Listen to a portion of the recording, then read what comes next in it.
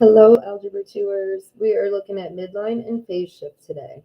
So reminder that the equation looks like this, where it's amplitude, frequency, phase shift, midline, right? Same thing goes for cosine. So we're going to start with a basic old sine function on the graph that's already graphed out for us. And it says, let's consider the function f of x equaling sine of x plus 3. So when it says, how would the graph of y equals sine of x be shifted to produce the graph of f of x?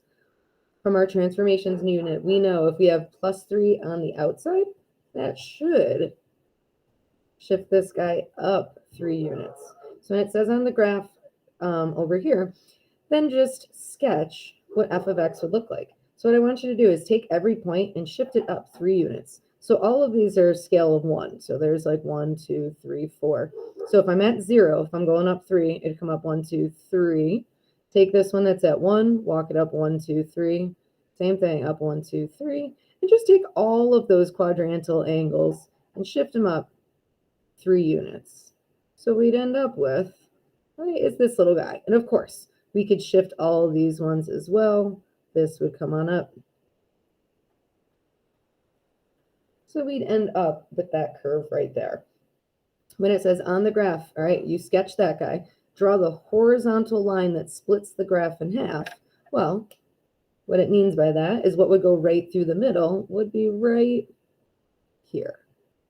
And that line, since it's horizontal, would be y equals, and it would be y equals 3. So that is our midline, or sometimes referred to as the wrap line. Right? So it's essentially just that horizontal line that cuts right through the middle there. And the nice part is it's going to match that D value. So that's what we're going to say next. So it says in general, the equational line you drew in the above part C is called the midline of the sinusoidal graph. It's always equal to whatever the vertical shift is, which is y equals whatever the D value is of the graph. And then it's also referred to as the average value of the function, right? Because what it is it's the middle of top and bottom, so it's the average of those two. And so how you can calculate that is you can take whatever the maximum value is, add it to the minimum value, and then divide it by 2. So when we look at the graph that we just did a second ago, if we slide this back down, the lowest y value would be right here at 2. The highest value would be 4. So if we do y equals, 4 plus 2, and then average it out, you can see really quickly, like, yep, y equals 3 should make sense right there. Now, if you graphed it, you don't need the equation, but sometimes you're not going to graph it, and you can find it that way. All right, down here, given the function y equals 2 cosine of x plus 1. So now we're messing with those values. So first things first, that number in front, remember, that's your A value. So A, that's your amplitude, and you can abbreviate that. That'll be 2. Your B value, that's our frequency. That would be the number in front of the x. If I'm not seeing it, we know there's a little 1 squeezed in there. And then, the period has to be calculated. So it's 2 pi divided by that B value. So if we divide it by 1, that's going to be equivalent to just 2 pi itself. So that's going to tell me my x-axis scaling. It's tough to say. X-axis scale. All right. So that's the first part. When it says, what is the midline? Well, the midline should be that value that's added on out to the end. So that's y equals whatever D is, or in this case, y equaling 1. This I want you to sketch onto the graph as a dotted line. So come on over here and kind of sketch it on the graph as a little dotted line. So we're going to make that 1. We'll kind of sketch that guy on. Now, I said a minute ago that the period tells me about the x-axis scaling. So on the y-axis, we've got 1, 2, 3, 0, -1, -2, and so on. On the x-axis, if it's just the basic old 0 to 2 pi, and if I look, I've got 1, 2, 3, 4 tick marks, then this can be 0 and this can be 2 pi out here so that we can evenly break this up and make this pi. This would be pi over 2. This would be 3 pi over 2. So as long as it's nice and even, you should be good to go. All right, now sketch it from negative 2 pi to positive 2 pi. Ooh, I'm going to extend my scaling. So this would be negative pi over 2, negative pi, negative 3 pi over 2, and negative 2 pi. Okay, so think about a basic cosine curve. I do think it helps to just have it sketched next to you. So cosine starts above the midline, comes down, and then goes back up. So start with the positive half of it over here. So we're going to start above the midline, and then how far above is the amplitude. So if we're going to go 2 above the midline, I need to go 2 above this, so that's going to start me at 3. It's going to finish at 3, so it's going to finish at 2 pi, and then at 3. All right, come to the middle point. That would be at pi. You're going to go 2 below the midline, so go 2 down. So at that point, it's actually at negative 1 right there. And then it's going to hit the midline halfway between 0 and pi. So at pi over 2, it hits the midline of 1.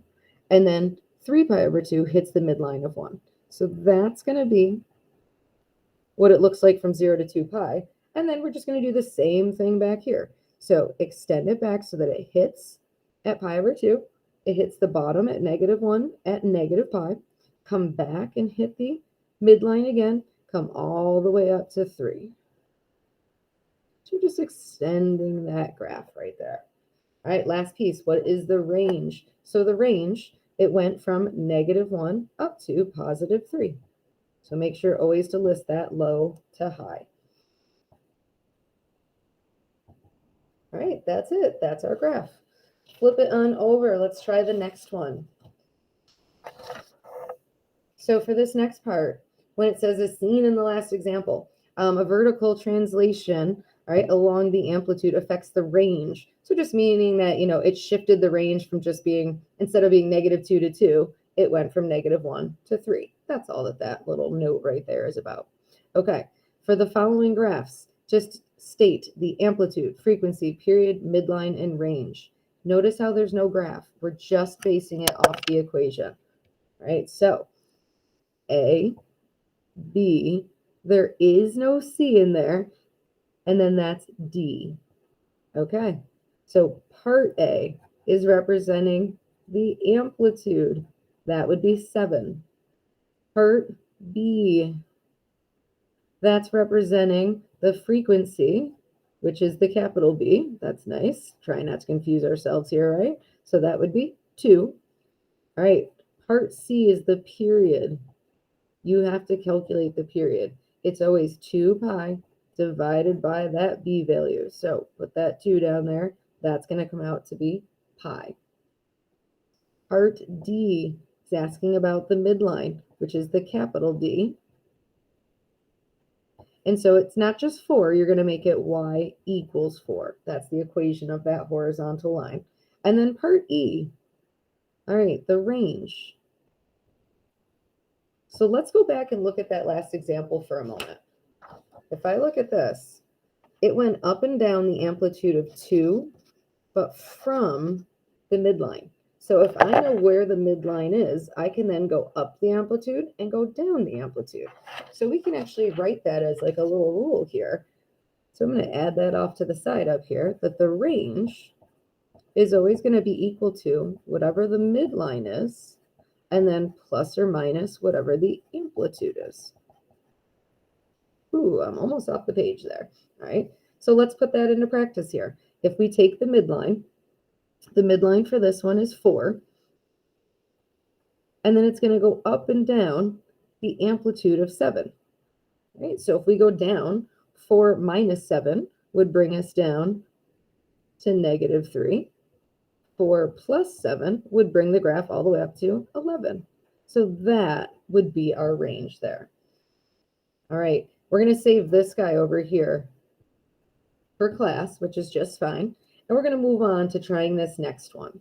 So when it says, all right, let's sketch the graph where y equals negative 3 cosine of 2x plus 1 for one complete cycle, and it doesn't give us anything to start with, start by just breaking down the information for yourself. So the A, or the amplitude, that would be -3, but then we take the absolute value, so it's going to be 3.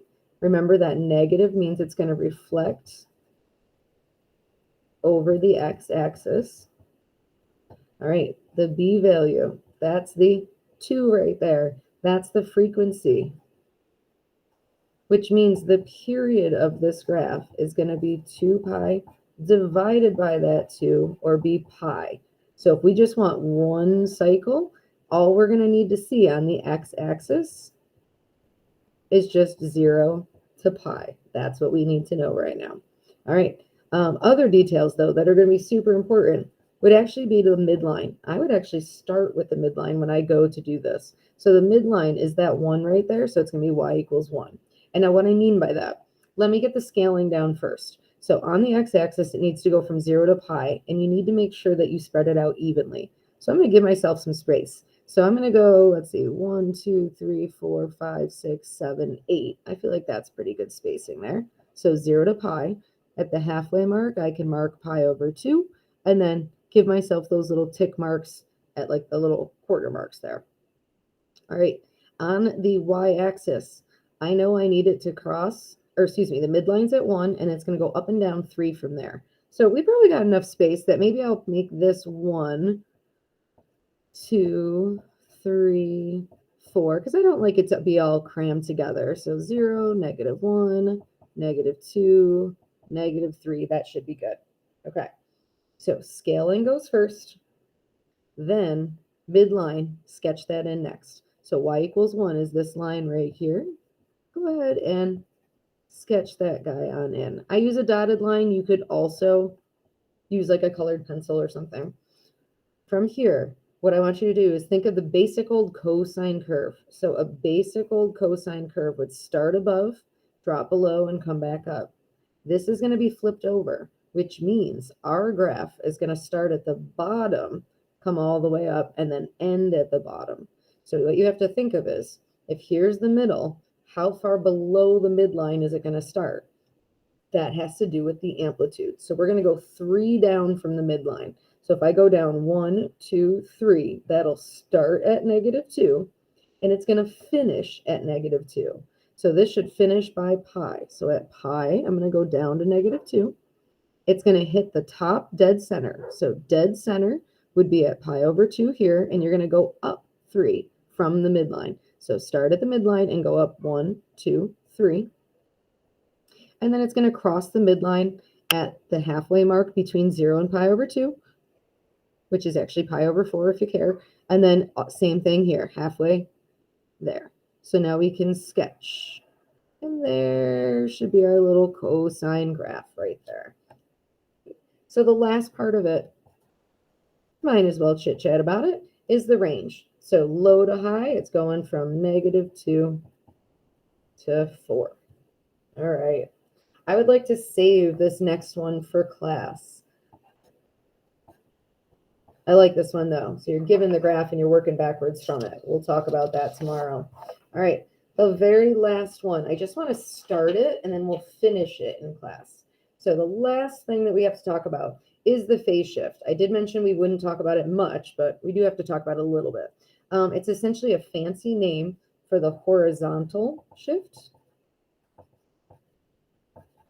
or horizontal translation. You can use either one right there.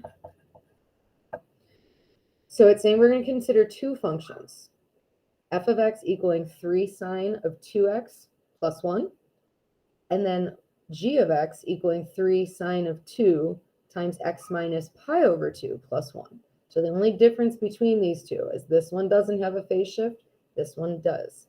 So let's start with this one and run down the list. The amplitude, that's the 3. Frequency, 2. That makes the period 2 pi over 2, or just pi. The midline here would be y equals 1. The phase shift is 0. And let's sketch that guy on the graph. Right? So it's already scaled on the x-axis for us. That saves us a little bit of time. Remember, it's a sine curve. So a basic sine curve, if it helps, I'll just draw a little sketch right here, is going to look like that, starting and ending at 0.